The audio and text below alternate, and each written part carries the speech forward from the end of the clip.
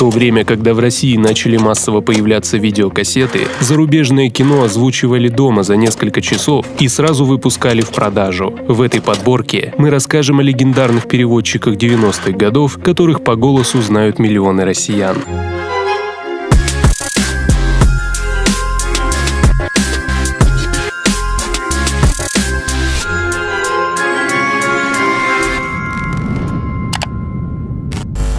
Вы признаете себя виновным? Нет. Я так и знал, что ты так скажешь. Минуточку, что вы делаете? Гренату. Кто-нибудь имеет представление о том, кто или что это такое? Не знаю. Мне кажется, это похоже на какой-то подсвечник. Можно мне войти? Я голый, ты это вынесешь? Но я это выносил много лет. Наверное, вынесу и сейчас.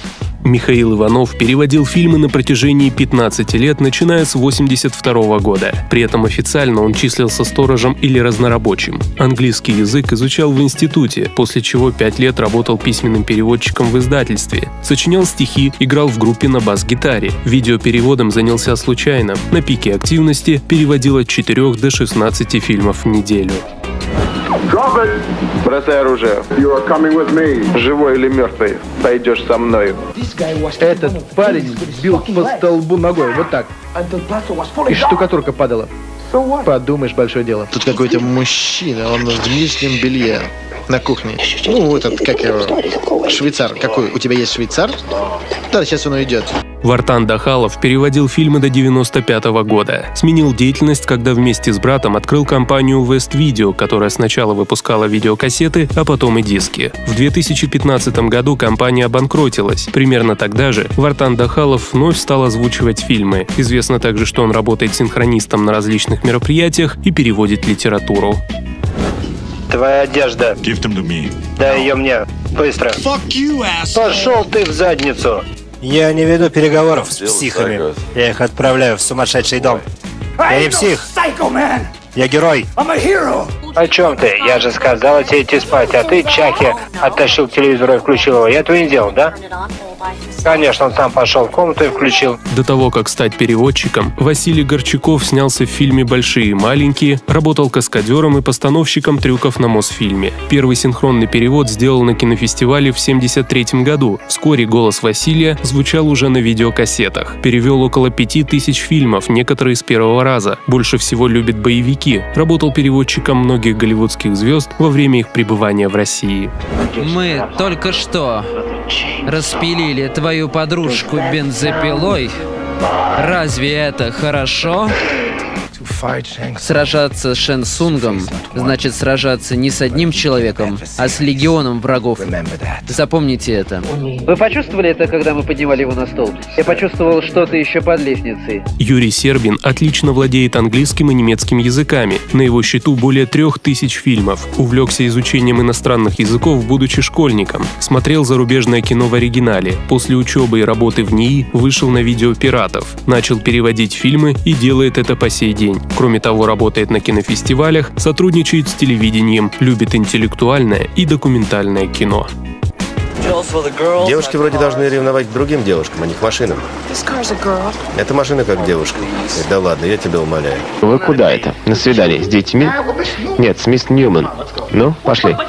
Но вам нельзя покидать поместье. Томас, ты дворецкий, вот и сиди во дворе. Мама рассказала мне о вашей проблеме, поэтому я пришел, чтобы помочь вам. Я знаю Бракуса. Я видел, как он дерется. Если вы хотите драться с ним, вы должны быть готовы к смерти. Сергей Визгунов не имеет высшего языкового образования. Учился на техническую специальность. Переводить начал в 1993-1994 году. Любимый жанр – фильмы ужасов. Первой работой называет детективный триллер «Розы мертвы». Голос Сергея Визгунова звучал на многих видеокассетах до 2000 года. На пиратских сайтах время от времени появляются его новые переводы. Понятно. Кстати, о возрасте. Что вы думаете о нашей лодке, Преско? Как только я увидел ее, я подумал, что надо распилить на части, сэр. Она не разваливается только потому, что ее птицы засрали. Почему ты меня попросил? Взял бы какую-нибудь проститутку. Она знает в лицо всех проституток. А мне нужен кто-нибудь, кого она не знает в лицо. И потом кто-нибудь поэкзотичнее. Спасибо. Я провалил контрольную. Накрылись мои мечты медным тазом. И этот зуд в жопе просто раздирает меня. Все хуже и хуже делается.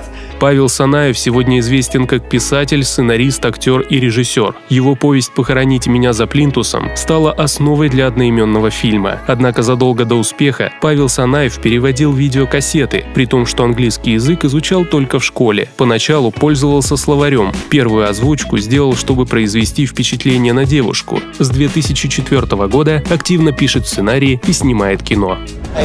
Шпион — это дерьмо собачье в сравнении с ниндзя. Ниндзя? Вы что, ниндзя, что ли? Да идите вы, ниндзя, да.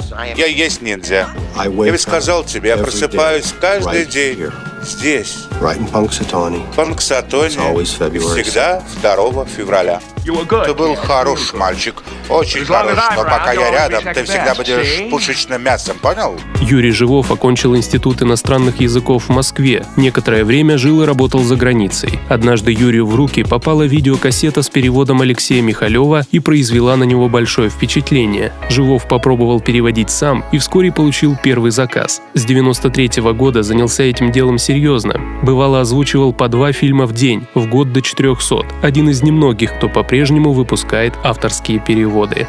Знаете, на кого вы сейчас похожи? На кого? На ребят, которые только что кому-то голову отстрелили. Да, он просто в штаны нассал.